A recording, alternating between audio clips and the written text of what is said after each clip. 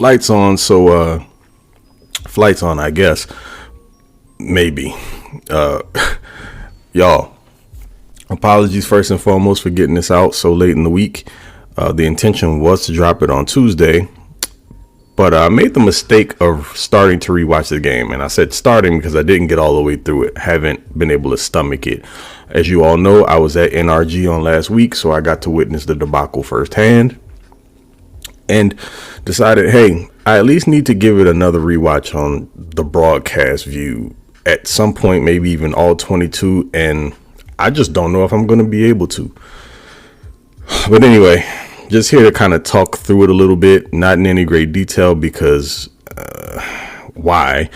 And then give my little synopsis on the year, as it were. Maybe a state of the franchise after Jim Harbaugh's first year. So we won't take up too much of your time. And honestly, I don't even know if I'm going to do this IG50I in the traditional way. Let's just get through it because I'm having a difficult time discussing this, mainly because that not only sucked, it was sort of kind of demoralizing. But with that said, let's get into it, I guess. I'm going to do my very best not to have this turn into 15 to 20 plus minutes of me venting. But I might take a bit of a detour here and there. Forgive me ahead of time, but I'll make sure to reel myself back in as best as I can.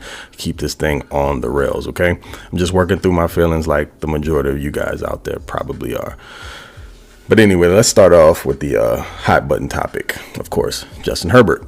Now, if you got the majority of your information from social media, and a lot of people do, or your football opinions, and you didn't really know very much about the Chargers or number 10, you would think this dude is probably the worst quarterback in NFL history, when the fact is he's one of the best QBs in the league who just so happened to have one of his worst days on the big stage. So the timing, not ideal.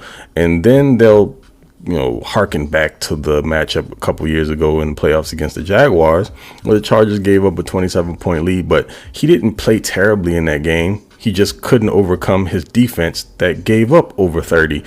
And yeah, could he have played better in the second half? Sure, but these games are not the same. And that's kind of what my problem is as far as the criticism of him go. Like, when it comes to Herbert, terms like nuance or context don't seem to get brought up. Other quarterbacks get shot that bell, but not Justin Herbert. And there's this contingent of folks out there that just seem to hate him for some strange reason, and I can't get that through my head why that might be. Specifically, there's this one guy, I'm going to refer to him as Captain Fishy Fingers. He should probably be working on getting a sponsorship with Purell or something, who has been in the dark, quiet as a church mouse for months about Herbert, and then suddenly decided that he was going to crawl out of his hole and start getting his troll on. Conveniently enough, this same what do you want to call him, an analyst? He's a former player in the league, terrible career, which is also really funny because he shouldn't be bagging on anybody. You sucked, sir. He actually blocked Antonio Brown on Twitter because he was attempting to protect his peace, but he doesn't realize that he's actually contradicting himself because he is having a ball like King Kong trolling fans about Justin Herbert. So to me, I myself, a New Orleans kid, I refer to that as hoe man activity. That's hoe spelled Heaux. Dude is really doing the hoe man dance and parading around social media and on his little show bashing Justin Herbert. But whatever, we know the clown that you are, and you got other stuff going on that you need to be worried about, champ. So I would maybe chill out a little bit. But anyway, too much time on you. The truth of the matter is that, again, people are becoming prisoners of the moment. And they're dogpiling after this game. The unfortunate part is that we're going to have to wait an entire season, even going into next year's playoffs, before he can get some sort of retribution. He could have an MVP regular season next year, and he's still going to be getting crapped on because of the playoff stuff. Now, there are Hall of Fame quarterbacks like Peyton Manning. There's also a guy who should be a 3-time MVP after this year, and Lamar Jackson, who didn't start off their careers with very much playoff success. But I get it.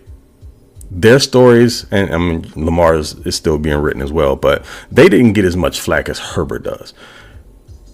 It's just a thing, and I don't really understand it, but I'm not giving him a pass because, to be completely honest with you guys, truthfully, I watched some very disappointing QB play from Herbert on Saturday. Now, I believe I was sitting in the south end zone, so I sat behind multiple Chargers drives where I watched him drop back and wait for wide receivers to uncover against a secondary that clearly had the Chargers wide receiving core's number. Now, that's not hard to do if your name isn't McConkey. Everyone else was a complete liability. They could not get an inch of separation. So technically, the Texans were very well equipped to beat the Chargers. They played very good run defense, and they have two of the best. I mean, Derek Stingley, what needs to be said about him that hasn't already been said? But they had two of the best cover corners in the entire league. Kamari Lassiter out there doing this thing. And if you could neutralize Lad McConkey, then there were really no other options. And I mean, you know, Lad goes off for a rookie record, nearly 200 yards receiving in his first playoff game. So we'll give Lad his credit where credit is due. But it just felt like there was no plan B. And you know how the Chargers are. If the running game isn't really effective, if it doesn't really get going at all in some capacity, they're almost kind of screwed unless they can maybe doctor some stuff up in the passing game and have at least one other person outside of Lad contribute just a little bit.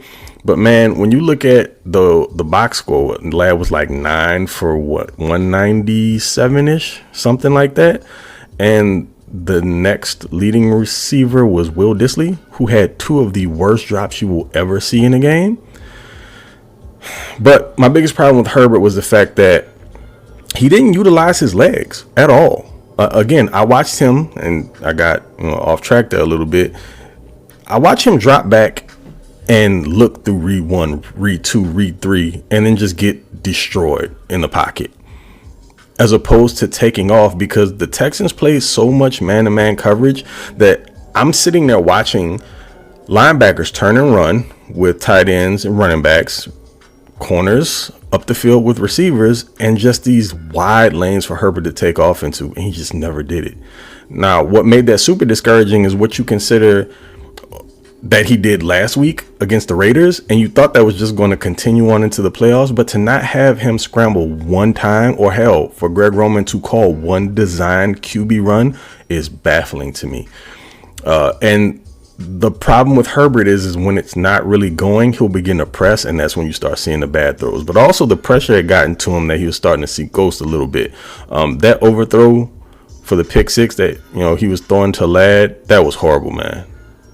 Inexcusable. He actually had a little bit of time there, so I don't really know what happened. I think, again, maybe the pressure had gotten to him a bit. It rattled him, so the throw was off. Other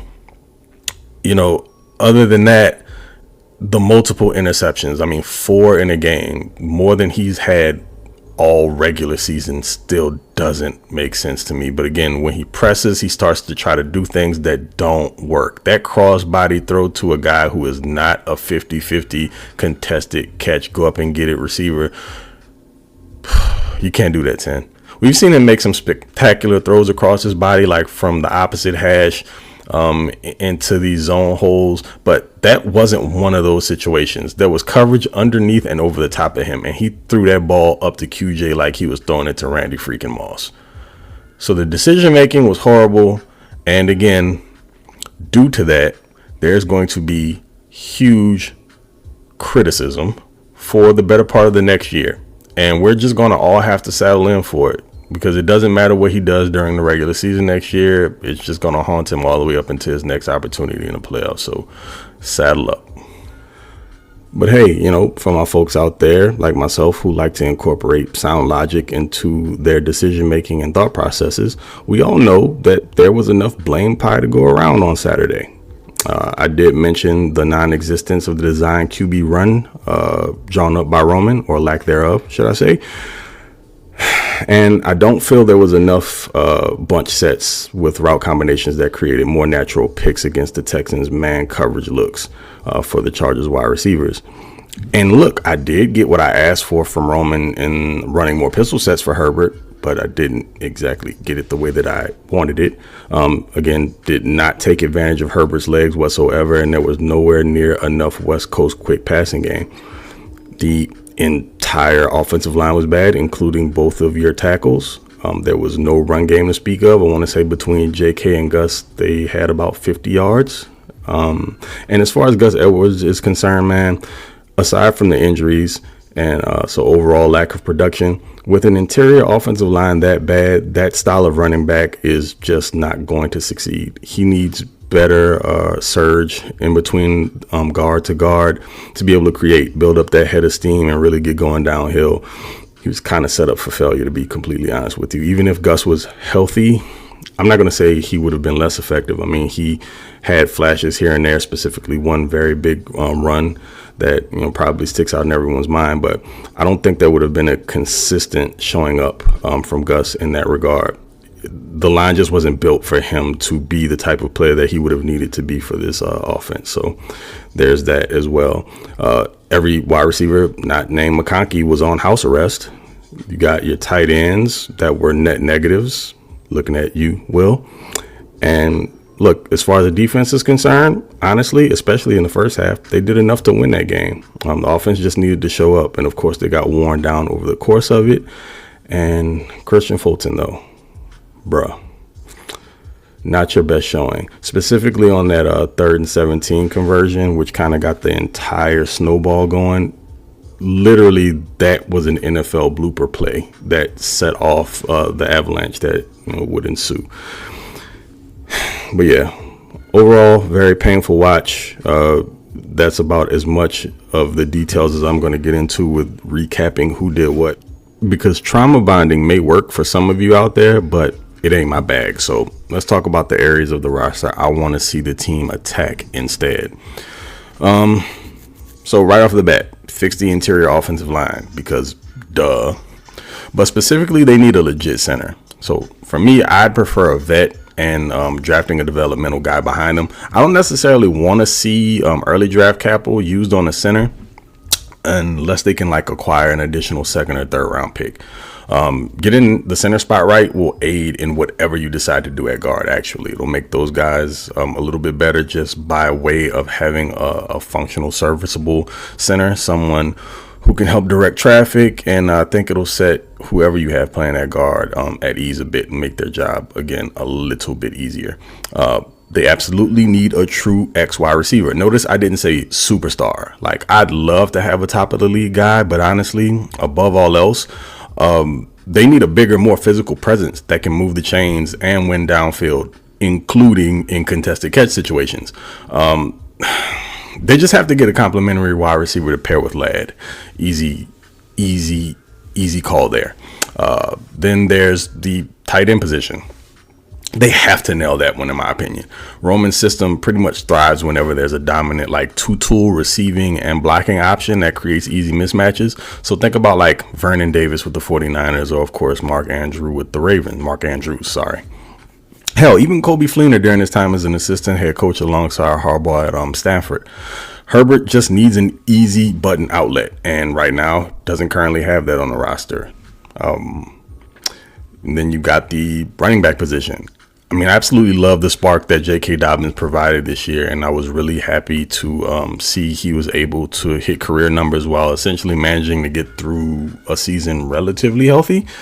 But even if they bring him back, there still needs to be another back added into the mix. My guess is Gus is going to be gone. Who knows? But we didn't see much of anything out of Kamani Vidal either. There's a lot of good talent in this year's draft pool, so they should absolutely take advantage. Defensively, we pretty much have to address the elephant in the room here. We pretty much avoided it all season long, but now got to talk about it. The Chargers have to spend either significant draft capital or cap space on a shiny new edge rusher. Khalil Mack, I'm sure you guys have all heard, is pretty much flirting with the idea of retirement, and you can't pay Joey Bosa $37 million next year. I'd love to see them, in my personal opinion, convince Mac to run it back just one more year and let Joey do his thing elsewhere. But either way, the room still has to be addressed. And to me, that's like the biggest call out on the defense. But like I said, we'll get into more detail on other positions in later shows. Ultimately, folks, all in all, this team won 11 games during a functional rebuild. Harbaugh essentially flipped the culture on its head and was able to take a competitive team make a competitive team out of a roster full of question marks and cast-offs. It does suck the way that it ended, but the future is definitely bright. I'm looking forward to it, and I think you should too. So with all that being said, that's going to be the end of my rant. It was tough to get through this because honestly, guys, I feel super flat after that loss. Even being able to understand the way that it got to that point and the fact that the Texans definitely exposed all the Chargers' weaknesses in the playoffs, that's what typically happens, still ended with such a thud. It's hard to get over. But there's plenty to be encouraged about and look forward to under this new regime. And everything's on the up and up. So, yeah, chin up, folks. I know it feels really bad right now, but this is the worst that Jim Harbaugh's roster will be. So take that with you and tuck it in next to you at night. Draft stuff's coming up soon. You know, I love that time of year, getting to break down prospects. I already have my eye on someone, and yeah, I'm trying to do my best not to get really excited about that player. If you're in the Discord, you already know who I'm talking about, because ultimately I know he's probably going to end up being drafted by a rival. Wouldn't be shocked if he ended up in KC somehow, some way, who knows, and just the way things work. But anywho, until the next one again, y'all take it easy. I am gone.